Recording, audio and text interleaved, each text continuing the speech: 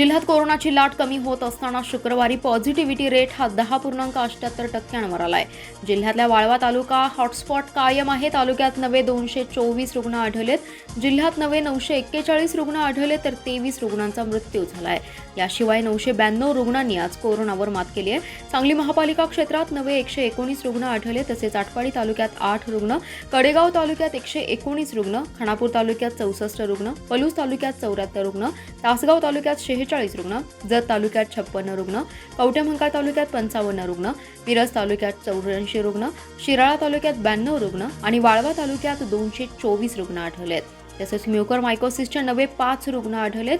जिल्ह्यात आतापर्यंत कोरोनाचे 1,28,379 रुग्ण आढळले, त्यापैकी 3,694 रुग्णांचा मृत्यू झालाय तर 1,15,630 रुग्ण कोरोनामुक्त झालेत। सद्यस्थितीत जिल्ह्यात 9,055 रुग्ण ॲक्टिव्ह असून त्यापैकी 7,215 बाधित रुग्णांवर होम आयसोलेशनमध्ये उपचार सुरू आहेत। राज्यात कोरोनाचा पॉझिटिव्हिटी दर आणि ऑक्सिजन बेडची उपलब्धता लक्षात घेऊन अनलॉक करण्याचा निर्णय सरकारने जाहीर केलाय। जिल्ह्यातील पॉझिटिव्हिटी दर ही प्रथमच शासनाकडून जाहीर करण्यात आलाय। त्यानुसार सांगली जिल्ह्याचा तिसऱ्या टप्प्यात समावेश झाला असल्याने सोमवारपासून सर्व दुकाने खुली होण्याचा मार्ग मोकळा झालाय।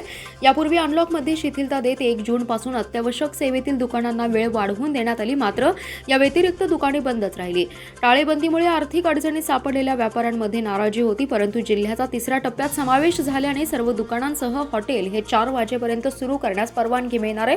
त्याबाबतची घोषणा पालकमंत्री जयंत पाटील करतील, मात्र वीकेंडला म्हणजे शनिवार आणि रविवारी अत्यावश्यक सेवा वगळता अन्य दुकाने बंद राहतील। मिरजेतील बोकड चौक या ठिकाणी चिकन दुकान चालवणाऱ्या फैयाज कोकणे या तरुणाने एका 12 वर्षीय अल्पवयीन मुलीवर बलात्कार केल्याचं उघड झाल्यानंतर पोलिसांनी गुरुवारी त्याला अटक केली आहे, मात्र त्यानंतरही शुक्रवारी त्याचे गंभीर पडसाद उमटलेत। पीडित मुलीचे संतप्त नातेवाईक आणि जमावाने संशयित आरोपीच्या घरावर तुफान दगडफेक करत तोडफोड केली। या घटनेमुळे शुक्रवारी मिरजेतील बोकड चौक परिसरामध्ये तणावाचं वातावरण निर्माण झालं होतं। मिरजेतील बोकड चौक या ठिकाणी चिकन दुकान चालवणाऱ्या फैयाज कोकणे या तरुणाकडून एका 12 वर्षीय अल्पवयीन मुलीवर बलात्कार केल्याचा प्रकार गुरुवारी उघडकीस आला। कोकणे याचे बोकड चौक या ठिकाणी चिकनचं दुकान असून त्या दुकानात चिकन खरेदी करण्यासाठी ती 12 वर्षीयाची पीडित मुलगी वारंवार येत होती। यातून फैयाज याच्याशी तिची ओळख झाली। काही दिवसांपूर्वी फैयाज कोकणे याने पीडित मुलीच्या घरी कोणी नसल्याचं पाहून तिला अश्लील चित्रफित दाखवून आणि गुंगीचं औषध देऊन तिच्यावर बलात्कार केल्याचा प्रकार समोर आलाय। या प्रकरणी संशयित फैयाज कोकणे याला अटक केली आहे। दरम्यान बलात्काराची घटना समोर आल्याने बोकड चौक या ठिकाणी शुक्रवारी सकाळपासून तणावाचं वातावरण निर्माण झालं। पीडित मुलीच्या नातेवाईकांनी आणि संतप्त जमावाने संशयित फैयाज कोकणे राहत असलेल्या बोकड चौक येथील घरावर हल्ला चढवत तुफान दगडफेक केली आहे। तसेच या ठिकाणी जमावाने तोडफोड केली। यानंतर परिसरामध्ये तणावाचं वातावरण निर्माण झालं। या पार्श्वभूमीवर परिसरामध्ये मिरज पोलिसांकडून बंदोबस्त तैनात करण्यात आलाय। आष्टा व इस्लामपूर पोलीस ठाण्याच्या हद्दीत घरफोडी, चोरी आणि मोटारसायकल चोरणाऱ्या एका सराईत चोरट्या स्थानिक गुन्हे अन्वेषणच्या पथकाने जेरबंद केले। केदारवाडी गावच्या हद्दीतील देसाई मळा येथे सापळा रचून सदरची कारवाई करण्यात आली आहे। मगर अशोक काळे असं अटक करण्यात आलेल्या आरोपीचे नाव आहे। पोलीस येत असल्याची चाहूल लागताच त्याचा साथीदार पसार झाला। या दोघांकडून चोरीच्या 2 दुचाकी, 2 घरफोड्या, सोन्या चांदीचे दागिने आणि 9 मोबाईल असा एकूण 2,81,000चा मुद्देमाल जप्त करण्यात आलाय। स्थानिक गुन्हे अन्वेषणच्या पथकाने केदारवाडी देसाई मळा येथे रोडच्या पुलाजवळ सापळा लावला। दोघेजण डिलक्स आणि पॅशन प्रो मोटारसायकलीवरून होते। त्यांना ताब्यात घेण्यासाठी जात असताना दोघेजण मोटारसायकल टाकून पळू लागले। त्यापैकी मगर काळे यास शिताफीने ताब्यात घेतलं। मोटारसायकलबाबत विचारपूस करता तो समाधानकारक माहिती सांगत नव्हता। गाडीला असलेल्या पिशव्या चेक केल्या असता त्यामध्ये सोन्याचा मनी मंगळसूत्र, सोन्याच्या लहान अंगठ्या, नेकलेस, सोन्याची अंगठी आणि वेगवेगळ्या कंपनीचे 9 मोबाईल आणि 2 मोटारसायकल असा एकूण 2,81,293 रुपयांचा मुद्देमाल मिळून आला।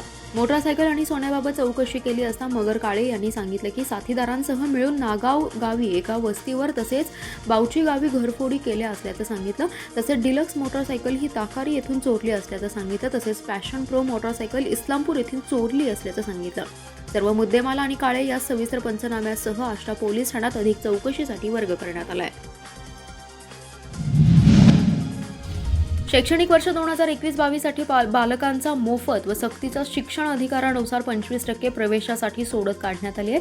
RTE पोर्टलवर दिलेल्या सूचनेनुसार ज्या विद्यार्थ्यांची निवड झाली आहे त्यांच्या पालकांनी 30 जूनपर्यंत मुदतीत प्रवेश निश्चित करावा असं आवाहन शिक्षणाधिकारी विष्णू कांबळे यांनी केलं आहे. मोफत व सक्तीच्या शिक्षणाच्या अधिकारानुसार जिल्ह्यात दरवर्षीप्रमाणे 25% प्रवेश प्रक्रिया ऑनलाईन पद्धतीने राबवण्यात आली. 2021-22 साठी RTE अंतर्गत 25% प्रवेशाबाबत ऑनलाईन 7 एप्रिल रोजी सोडत काढण्यात आले. पाल्याचा प्रवेश निश्चित करताना शाळेच्या प्रवेशाबाबत मेसेज आल्यानंतर किंवा पोर्टलवर दिलेल्या दिनांकात सर्व मूळ आवश्यक कागदपत्रे, हमीपत्र आणि एक छायांकित प्रत घेऊन शाळेत उपस्थित राहावं. कागदपत्रांच्या पडताळणीस अधीन राहून तात्पुरता प्रवेश निश्चित करावा. पडताळणी समितीस कागदपत्रे चुकीची आढळून आल्यास किंवा RTE पोर्टलवर चुकीची माहिती भरल्याचं निदर्शनास आल्यास हमीपत्रातील अटीप्रमाणे कारवाई करण्यात येईल. कोरोना विषाणूचा प्रादुर्भाव आणि लॉकडाऊन या कारणांमुळे जे पालक प्रत्यक्षरित्या शाळेत प्रवेशासाठी येऊ शकत नाहीत अशा बालकांच्या पालकांनी विहित मुदतीत दूरध्वनीद्वारे, ईमेलद्वारे, व्हॉट्सअपद्वारे शाळेत संपर्क करून प्रवेशाची कार्यवाही वेळेत पूर्ण करावी. मुदतीनंतर निवड यादीतील संबंधित पालकांचा प्रवेशाचा हक्क मिळणार नसल्याचं शिक्षणाधिकारी कांबळे यांनी स्पष्ट केलं. शिवपुरी वाघवाडी मार्गावर आईबरोबर पाणी आणण्यासाठी जाताना रस्ता ओलांडताना नरसिंग गोविंद जाधव या बालकाचा टेम्पो खाली सापडून दुर्दैवी अंत झालाय.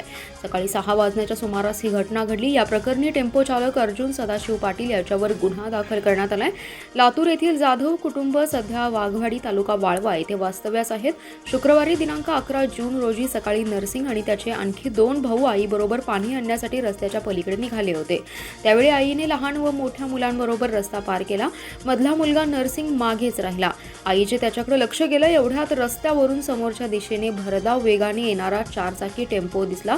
टेम्पो येतोय हे लक्षात येताच आईने टेम्पोला थांबवण्याचा प्रयत्न केला. त्याचवेळी नरसिंग रस्ता पार करण्यासाठी पुढे येत असताना भरधाव वेगाने येणाऱ्या टेम्पोच्या चाकाखाली आला.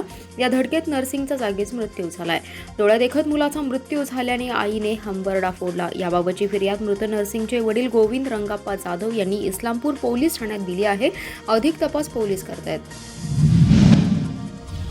सांगली शहरातील बायपास मार्गावर असणाऱ्या पाटीदार भवन जवळील वनिता धोंडीराम बोडके यांचं बंद घर अज्ञात चोरट्यांनी बुधवारी मध्यरात्रीच्या सुमारास फोडलं.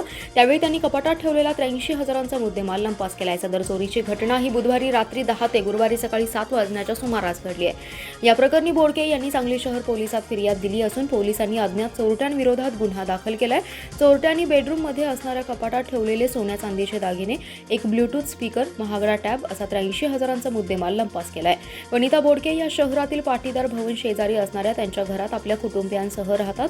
बुधवारी रात्री 10 वाजण्याच्या सुमारास त्या कुटुंबासह बाहेर गावी गेल्या होत्या. त्याचवेळी अज्ञात चोरट्यांनी बंद घरावर पाळत ठेवून घरफोडी केली. घराच्या दरवाजाला लावलेलं कुलूप तोडून घरात प्रवेश केला. बेडरूममध्ये असणाऱ्या कपाटाचं लॉक उचकटून काढलं. कपाटात ठेवलेले सोन्या चांदीचे दागिने, एक ब्लूटूथ स्पीकर, महागडा टॅप असा मुद्देमाल चोरून पलायन केलाय. बोडके गुरुवारी सकाळी 7 वाजण्याच्या सुमारास जेव्हा घरी परतल्या तेव्हा त्यांना घराच्या दरवाजाचं कुलूप तुटल्याचं निदर्शनास आलं. त्यांनी आत जाऊन पाहिले असता बेडरूममधील साहित्य अस्ताव्यस्त पडलं होतं. तसेच मुद्देमाल लंपास झाला होता. त्यांनी याची माहिती सांगली शहर पोलिसांना दिली. घटनेचं गांभीर्य ओळखून शहर विभागाचे पोलीस उपअधीक्षक अजित टिके आणि पोलीस निरीक्षक अजय सेनकर यांनी घटनास्थळी भेट देऊन पंचनामा केला.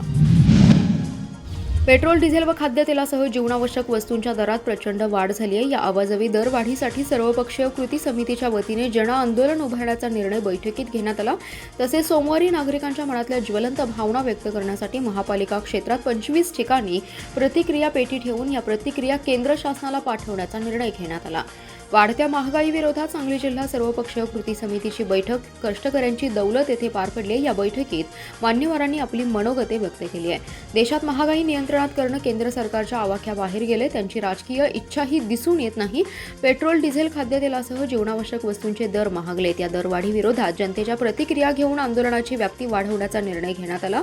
महागाई आणि दरवाढीचा विरोध करण्यासाठी विविध राजकीय पक्ष हे वेगवेगळे आंदोलन करतात. मात्र जनतेच्या भावना व्यक्त करण्यासाठी कोणतेही साधन अथवा व्यासपीठ नसल्याने सांगली जिल्हा सर्वपक्षीय कृती समितीच्या वतीने जनतेच्या भावना व्यक्त करण्यासाठी व्यासपीठ उपलब्ध करून देण्याचा निर्णय घेण्यात आला. दरवाढीबाबत नागरिकांच्या मनातल्या ज्वलंत भावना व्यक्त करण्यासाठी त्यांच्या प्रतिक्रिया घेण्यात येणार आहेत.